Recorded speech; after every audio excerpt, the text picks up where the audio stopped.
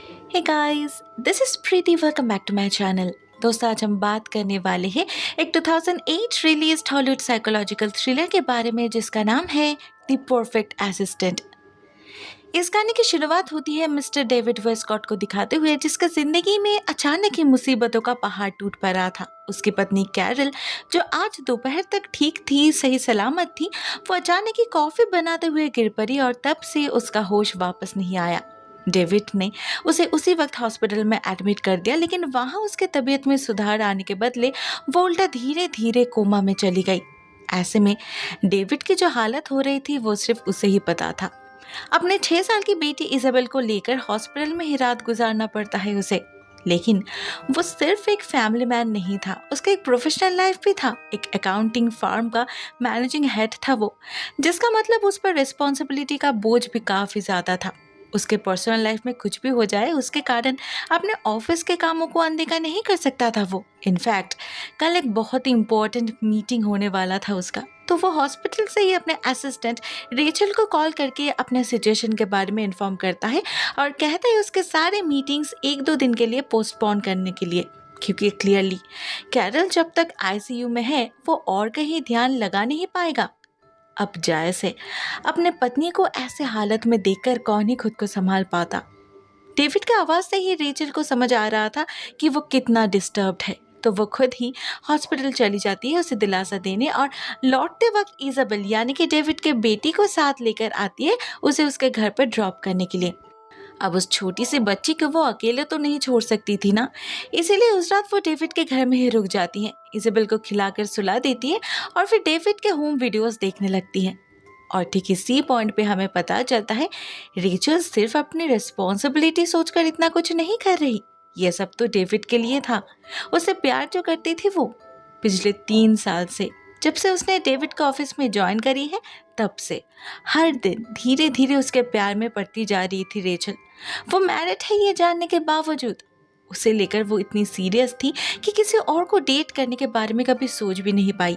हर छोटे बड़े काम में हाथ बटाती थी वो डेविड का, सिर्फ उसके करीब रहने के लिए। जरूरत ना हो फिर भी उसकी मदद करती थी, बहाना बनाकर उसके घर चली जाती थी, कभी उसके बेटी के लिए गिफ्ट लेकर तो कभी कोई फाइल देने के बहाने। डेविड कभी उसके एक्सक्यूजेस समझ नहीं पाया। उसे लगता था रेचल अपने काम से बहुत प्यार करती है, तभी तो उसके जैसे एक हार्ड वर्किंग असिस्टेंट पाकर खुद को लकी मानता था वो। उसे तो कोई आइडिया ही नहीं था रेचल के ट्रू फीलिंग्स के बारे में। On the other hand Rachel, उसने भी कभी अपने फीलिंग्स को जाहिर करने की कोशिश नहीं करी थी, क्योंकि उसे उम्मीद था कभी किसी ना किसी दिन डेविड को भी उससे प्यार हो ही जाएगा। उसे समझ आ जाएगा कि रेचल की तरह कोई उसका ख्याल नहीं रखता। रेचल उसकी जितनी परवाह करती है कोई और नहीं करता, इवन उसकी पत्नी भी नहीं। तब तक के लिए रेचल अपने इस वन साइडेड लव से ही खुश थी। कोई हेजिटेशन नहीं था उसके अंदर, कोई हड़बड़ी नहीं थी। उल्टा दिन में दिन वो तो और ज्यादा होपफुल होती जा रही थी। नेक्स्ट मॉर्निंग जब वो इजाबेल को उसके स्कूल में ड्रॉप करने जाती है, तो एक दूसरे बच्चे की माँ उसे इजाबेल की माँ समझ लेती है। कहती है कितनी प्यारी बच्ची है तुम्हारी। रेचल उसे करेक्ट नहीं करती, उल्टा वो तो खुश हो जाती है और मन ही मन सोचने लगती है कि काश उसका सपना सच हो जाए। इधर कैरल जब तक हॉस्पिटल में है, तब तक डेविड का घर संभालने की पूरी जिम्मेदारी रेचल ही उठा लेती है। ऑफिस के बाद वो डायरेक्टली इजाबेल के स्कूल में पहुंच जाती है और उसे पिकअप करके घर ले जाकर सबके लिए खाना भी बनाती है। वहीं पर डेविड से उसे पता चलता है कैरल को एन्सेफेलाइटिस नाम की बीमारी हुई है, जो बेसिकली एक बैक्टीरियल इन्फेक्शन है। इस देश में बहुत ही रेयर है। डेविड को लगता है कुछ महीने पहले जब वो लोग क्रूज पर गए थे, वहीं जरूर किसी तरह कैरल के शरीर में ये बैक्टीरियल स्प्रेड गिर गया होगा। डॉक्टर्स अपनी पूरी कोशिश तो कर रहे हैं, लेकिन कैरल कोई रिस्पॉन्स नहीं कर रही।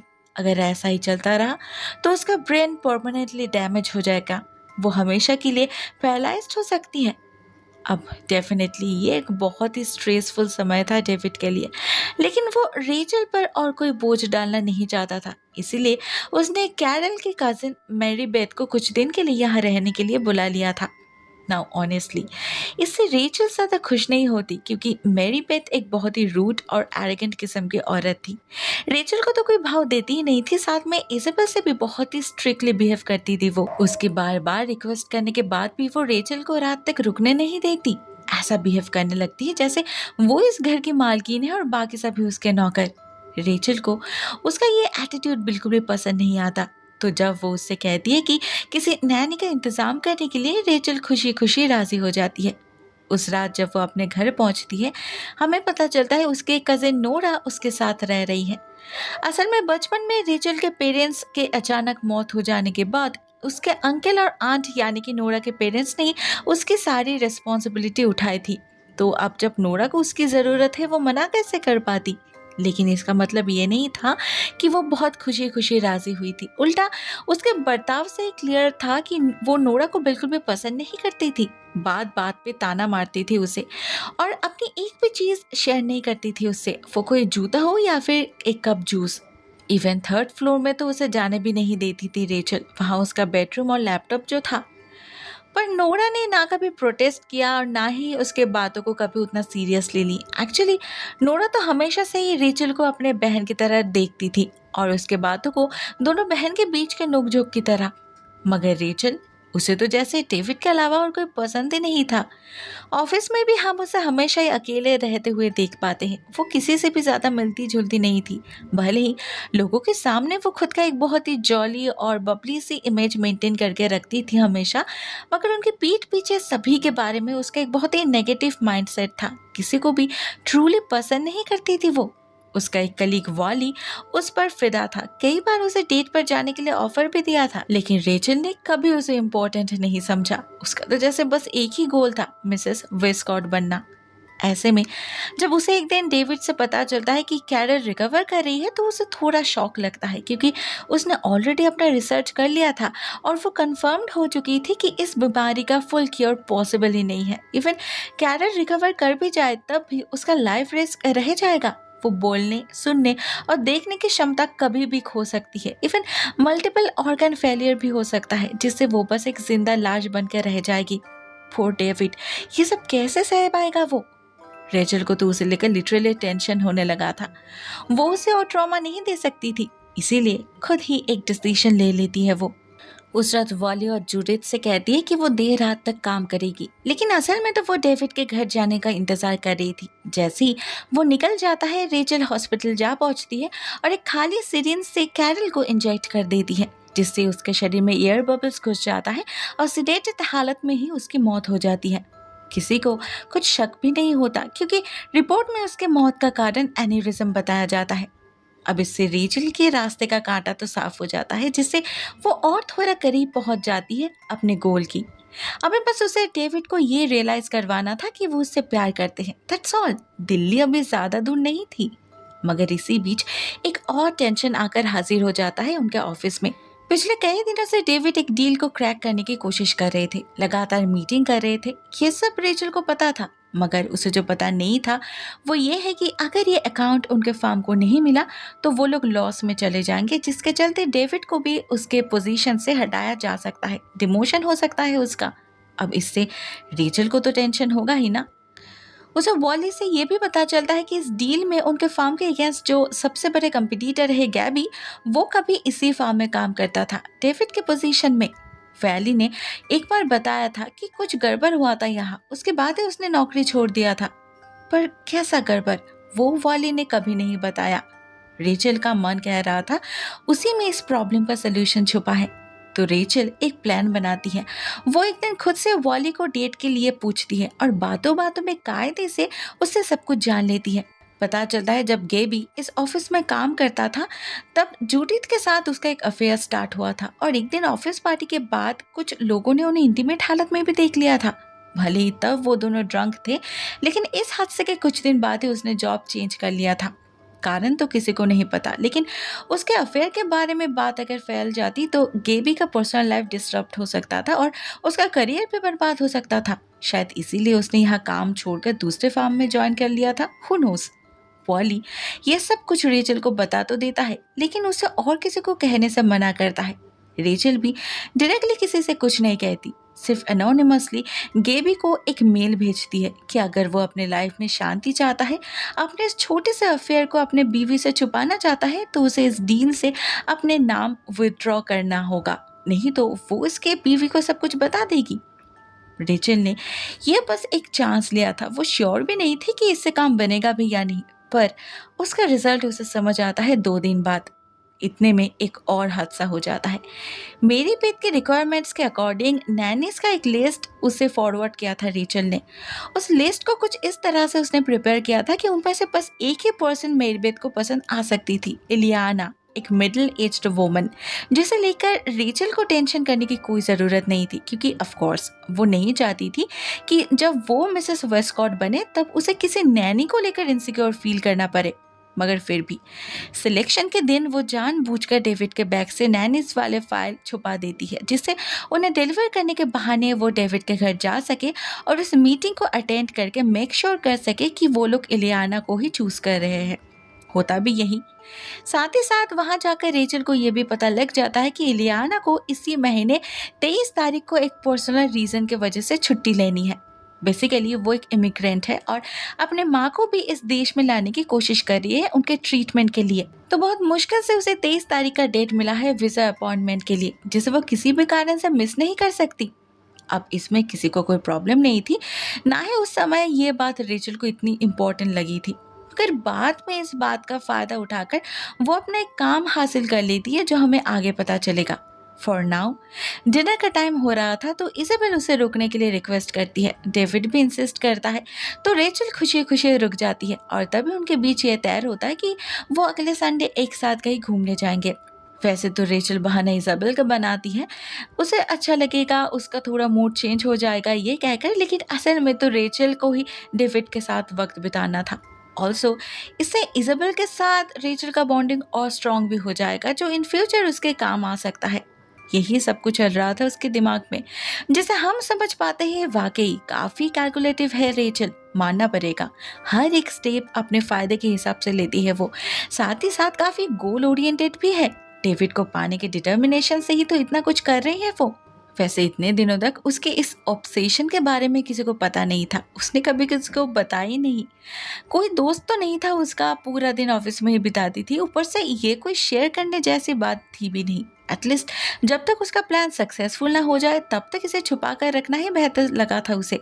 मगर उस रात रेचल के एब्सेंस में नोरा जब उसके होम थिएटर पे सिनेमा देखने बैठती है तो डेविड का वो होम वीडियो जिसे रेचल ने उसके घर से चुरा कर लाई थी वो अपने आप स्टार्ट हो जाता है। रेचल उसे हर रात देखा जो करती थी। इधर इससे नोरा को समझ आ जाता है रेचल इस बंदे से ऑब्सेस्ड है। ऑलरेडी उसने ये नोटिस कर लिया था कि रेचल हद से ज़्यादा ख्याल रखती है अपने बॉस का। पहले तो फिर भी काम का बहाना दे देती थी रेचल, लेकिन इस वीडियो को देखकर नोरा के लिए सब कुछ क्लियर हो चुका था। उस रात रेचल के घर लौटते ही नोरा उसे समझाने की कोशिश करती है कि ये ठीक नहीं है, ये पागलपन है। मगर रेचल उल्टा उसे ही गलत समझ लेती है, बहुत भला बुरा सुनाती है उसे और साथ में फुल कॉन्फिडेंस के साथ ये भी डिक्लेयर करती है कि वो बहुत जल्द डेविड से शादी करेगी और बस कुछ ही दिनों की देर है। उधर अगले दिन ऑफिस में डेविड को अपने एजेंट से खबर मिलती है कि उन्हें वो डील मिल चुका है, क्योंकि गेबी ने खुद ही इस डील से अपना नाम हटा लिया है। हालांकि उसने ऐसा क्यों किया ये तो किसी को नहीं पता, लेकिन खुश सभी होते हैं। ये डील सच में उनके लिए बहुत ही ज़रूरी थी, स्पेशली डेविड के लिए। तो इसी खुशी में वो अपने सारे एम्प्लॉयज़ को लेकर एक रेस्टोरेंट में चला जाता है डिनर करने। सभी एंजॉय कर रहे थे और साथ में छोटी मोटी प्लानिंग भी चल रही थी नए प्रोजेक्ट के बारे में। उसी सिलसिले में रेचल को पता चलता है डेविड कुछ दिनों के लिए न्यूयॉर्क जा रहा है इस डील को साइन करने और उसके साथ जा रही है जुडिथ। अब इसे सुनकर तो ऑलरेडी एक झटका लगता है रेचल को, मगर वो कुछ बोल नहीं पाती। ऊपर से जुडिथ ऑफर देती है कि डेविड क्यों ना अपने बेटी को भी साथ ले ले, वो लोग जब तक काम करेंगे तब तक उसकी नैनी उसे संभालेगी, बाकी का समय वो लोग न्यूयॉर्क घूम सकते हैं। ये ऑफर डेविड को बहुत पसंद आता है तो वो रेचल से कह देता है इज़ाबेल और इलियाना के लिए 2 एक्स्ट्रा टिकट्स और रूम बुक करने के लिए। नाउ ऑब्वियसली रेचल को ये ऑफर बिल्कुल भी पसंद नहीं आया था, क्योंकि उसे लग रहा था जुडिथ उसी की तरह इज़ाबेल के जरिए डेविड को पाने की कोशिश कर रही है। इज़ाबेल का दिल जीत कर डेविड को हासिल करना आसान हो जाएगा, लेकिन रेचल ये हरगिज नहीं चाहती थी। तो वो इनडायरेक्टली प्रोटेस्ट करती है, डेविड को समझाने की कोशिश करती है कि वर्क ट्रिप में एक छोटी बच्चे को इंक्लूड करने की कोई ज़रूरत नहीं। मगर डेविड उसे अपनी बातें पूरा करने तक नहीं देता, उससे पहले ही टिकट बुक करने का ऑर्डर दे देता है, जिससे रेचल को बहुत बुरा लगता है। सबके सामने बहुत ह्यूमिलेटेड फील करती है वो और भड़ास निकालने के लिए वॉशरूम में चली जाती है। क्लियरली उसे जलन हो रही थी। क्यों ना हो, आखिर जुडिथ एक बहुत ही young and seductive young woman है। काफी बंदे पड़े हैं उसके पीछे। इवन वॉली ने खुद कन्फेस किया था कि वो भी उसके प्रति अट्रैक्टेड है। तो एक ऐसे लड़की के साथ डेविड पूरे 3 दिन बिताएगा, ये सोचकर ही तो रेचल को घबराहट होने लगा था। उधर at the same time restaurant में कहीं से गेबी आकर हाजिर हो जाता है और इनडायरेक्टली जूडिथ को इंसल्ट करने लगता है कि एक डील के लिए वो और कितने नीचे गिर सकती है। एक्चुअली उसे लग रहा था वो एनोनिमस मेल उसे जूडिथ ने भेजी है, मगर जूडिथ को तो कुछ समझ ही नहीं आता, जिससे गेबी के बातों से वो काफ़ी ज़्यादा नाराज़ हो जाती है और उनके बीच एक हीटेड आर्गुमेंट स्टार्ट हो जाता है। थैंकफुली डेविड वहीं पर था तो वही सब कुछ संभाल लेता है, बात को आगे बढ़ने नहीं देता। दूसरी तरफ रेचल वॉशरूम से निकलकर ये कांड देखकर तो मन ही मन बहुत खुश हो जाती है। थोड़ा जलन कम हो जाता है उसका, मगर उसे कुछ भी करके इस न्यूयॉर्क वाले ट्रिप से जूडिथ को हटाना था। पर कैसे? बहुत सोच के एक प्लान खड़ा करती है रेचल। घर से एक छोटे से डब्बे में भर के रेड पॉइजन पाउडर ले आती है ऑफिस, और एक रात जब डेविड और जूडिथ एक साथ काम कर रहे थे तब जूडिथ के कॉफ़ी में मिला देती है वो पॉइजन। इससे होता ये कि अगले दिन ही जूडिथ की तबीयत बहुत खराब हो जाती है और उसे हॉस्पिटलाइज्ड होना पड़ता है। इसमें भी तुरंत किसी को शक नहीं होता तो रेचल फिर से एक बार बच जाती है, लेकिन उसका काम अभी तक पूरा नहीं हुआ था। उसे तो अभी इलियाना के ट्रिप को भी कैंसिल करना था ताकि उसकी जगह वो जा सके। इसके लिए वो दूसरे नंबर से इलियाना को कॉल करके ऐसा प्रिटेंड करती है जैसे वो वीज़ा ऑफिस से कॉल कर रही है और कहती है कि उसका अपॉइंटमेंट 23 तारीख की जगह परसों शिफ्ट कर दिया गया है। अगर उसने इसे मिस कर दिया तो अगले 3 महीने तक और कोई डेट नहीं मिलेगा उसे। अब इससे डेफिनेटली इलियाना बहुत ही ज़्यादा घबरा जाती है और डेविड से कॉल करके उसके मजबूरी के बारे में बताती है। इससे होता ये कि डेविड इजाबेल को ले जाने का प्लान भी कैंसिल कर देता है, क्योंकि ऑब्वियसली वो अकेले एक तरफ मीटिंग और दूसरी तरफ बच्ची को संभाल तो नहीं सकता था ना। मगर रेचल ऐसा होने नहीं देती। वक्त पर वो खुद ही अपना नाम सजेस्ट करती है, जिससे डेविड को मजबूरन राजी होना ही पड़ता है। वो लोग अगले दिन ही रवाना हो जाते हैं न्यूयॉर्क के लिए। जाते ही डेविड अपने मीटिंग्स में बिजी हो जाता है और रेचल इजाबेल को लेकर। ऑनेस्टली रेचल इजाबेल को सिर्फ अपने मकसद के लिए यूज कर रही थी ऐसा नहीं था। उसके बर्ताव से ये क्लियरली पता चल रहा था कि उसे सच में प्यार करती है वो। मे बी उसे मन ही मन अपनी बच्ची समझ लिया था उसने। डेविड से शादी के बाद उस रिश्ते पे बस एक स्टैंप लगने वाला था और कुछ नहीं। मगर उसी रात ओवर एक्साइटमेंट के चलते एक कांड कर बैठती है रेचल। डेविड के सारे मीटिंग्स काफ़ी सक्सेसफुल रहा, इसीलिए वो बहुत खुश था और रेचल के लिए एक गिफ्ट भी लेकर आया था। अब उस बॉक्स को देखकर रेचल को लगता है वो कोई ब्रेसलेट या फिर नेकलेस जैसा कुछ होगा। वो तो बहुत एक्साइटेड हो जाती है, लेकिन उसे खोलने पर रेचल को पता चलता है वो तो एक वॉच है। असल में डेविड उसे एज अ फ्रेंड ही देखता था और उसके मदद के लिए बहुत ग्रेटफुल था उसके प्रति, इसीलिए उसे कुछ गिफ्ट करना चाहता था। लेकिन फिर भी उनके बीच जो प्रोफेशनल रिलेशनशिप था उसकी बाउंड्री क्रॉस करना नहीं चाहता था वो, इसीलिए उसके नज़रों में एक वॉच ही सबसे प्रॉपर गिफ्ट था रेचल के लिए। मगर रेचल इतना सब कुछ क्लियरली दिखाई देने के बावजूद सब कुछ अनदेखा कर देती है वो और डेविड को किस करने जाती है, जिससे जायज से डेविड काफ़ी ऑफेंडेड हो जाता है और एक बहुत ही ऑकवर्ड सिचुएशन क्रिएट हो जाता है उनके बीच। एक झटके में दूर हो जाता है वो रेचल से। इससे रेचल को भी समझ आ जाता है कि उसने गलती कर दी, लेकिन उसके लिए गलती का डेफिनेशन थोड़ा अलग था। इस पॉइंट पे भी उसे ये लग रहा था कि उसकी गलती ये है कि उसने फर्स्ट स्टेप खुद लिया है। डेविड एक जेंटलमैन है, ऑफ कोर्स वो चीज़ों को स्लोली लेना चाहेंगे, उसे इतनी हड़बड़ी नहीं करनी चाहिए थी। मतलब पूरे सिचुएशन को ही फिर से एक बार गलत समझ लेती है रेचल। मगर डेविड उसकी तरह पागल नहीं थे। अगली सुबह वो क्लियरली उसे समझा देते हैं कि उनके मन में रेचल के प्रति कोई फीलिंग्स नहीं है, वो अभी भी अपने पत्नी से ही प्यार करते हैं और अगर उनके किसी बर्ताव से रेचल को ऐसा लगा हो तो वो उन्हें माफ़ कर दे। अब इससे ज़्यादा क्लियरली और कौन क्या ही कह सकता था। वो उसी दिन रेचल को घर वापस भी भेज देते हैं, जबकि वो और इजाबेल एक और दिन स्टे करने वाले थे। क्लियरली उसके प्रेजेंस में अनकंफर्टेबल फील कर रहा था डेविड। रेचल भी उन्हें इंसिस्ट नहीं करती क्योंकि उसे ये लग रहा था डेविड को अब थोड़ा स्पेस देना चाहिए, वक्त देना चाहिए, जिससे डेविड खुद ये रियलाइज कर पाए कि वो रेचल को मिस कर रहा है। ऑलरेडी एक बहुत बड़ी गलती हो चुकी थी उससे, फिर से कोई रिस्क ले नहीं सकती थी वो। एक्चुअली रेचल अपने मन को दिलासा देने की पूरी कोशिश कर रही थी, लेकिन डेविड के बातों से उसे ऑलरेडी एक बहुत बड़ा झटका लग चुका था। अब वो उसे कितना ही अपने तरीके से इंटरप्रेट करने की कोशिश क्यों ना कर ले, सच्चाई कहीं ना कहीं उसे भी समझ आने लगी थी। तो ऐसे में उसका मूड खराब रहेगा, यही नॉर्मल है। ऊपर से जब वो उस दिन घर लौटती है, उसे पता चलता है नोरा उसके लैपटॉप को यूज कर रही है। उसे देखकर तो गुस्से में आग बबूला हो जाती है रेचल और सारा भड़ास उस पर निकालने लगती है। लिटरली उसके मुंह पर उसे घर से निकल जाने के लिए कह देती है वो, और साथ में बहुत गाली गलौज भी करती है। जबकि नोरा उसे समझाने की कोशिश करती है कि उसके लैपटॉप में वायरस अटैक हो गया है, इसीलिए मजबूरन उसे रेचल का लैपटॉप यूज करना पड़ रहा है। लेकिन रेचल उसकी एक नहीं सुनती, बहुत अनाप शनाप कहती है उसे, जिससे एक पॉइंट पे नोरा का भी माथा गर्म हो जाता है और वो रेचल से कह देती है कि इसीलिए तुम्हें कभी किसी से प्यार नहीं मिला, क्योंकि तुम बचपन से ही ऐसे हो, खड़ूस और बदतमीज। इसीलिए तुम्हारा कोई दोस्त नहीं है और इसीलिए डेविड भी कभी तुमसे प्यार नहीं करेगा। अब इस लास्ट लाइन को सुनकर तो रेचल और ज्यादा नाराज हो जाती है और गुस्से में नोरा को धक्का दे देती है, जिससे वो सीढ़ियों से नीचे गिर जाती है और गर्दन टूटने के कारण वहीं पर उसकी मौत हो जाती है। रेचल ने नोटिस नहीं किया था कि वो स्टेयरकेस के बिल्कुल एज पर खड़ी है, नहीं तो शायद इतने जोर से धक्का नहीं देती। लेकिन अभी जो हो चुका सो हो चुका। नोरा को वो वैसे भी पसंद नहीं करती थी, तो उसके मौत को लेकर कोई रिग्रेट नहीं था रेचल के मन में। वो 911 पे कॉल करके ऐसा नाटक करती है जैसे ये एक एक्सीडेंट है और उसके एब्सेंस में हुआ है। मतलब पुलिस को वो ये बताती है कि उसने घर लौटकर नोरा को इस हालत में देखा है।